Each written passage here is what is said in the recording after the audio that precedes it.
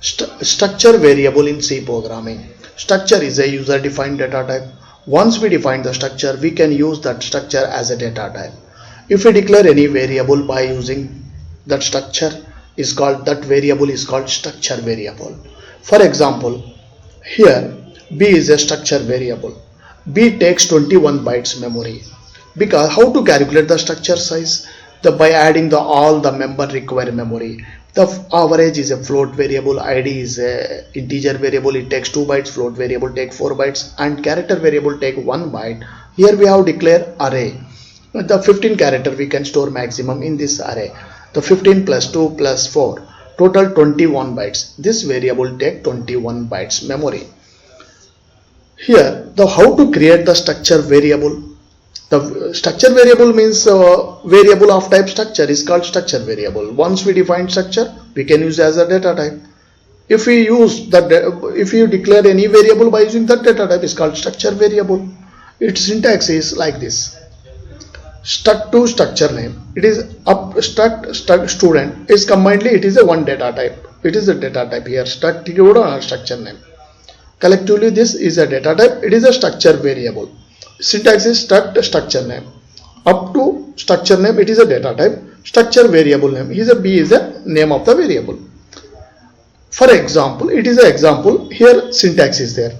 The another one is nodes. In the nodes, there is a struct to student x. Here x is a variable like b. The another one method is there to declare the variable. Without writing this line, without using the structure data type, we can create the structure variable like this. We have to declare the structure variable along with the structure definition. Here b, if you write b here, then b becomes structure variable. At that time, no need to declare this variable here. You can declare this name, ID, average are the structure members, but b is a structure variable. It is not a member. It is a variable. Structure variable we can create in two ways.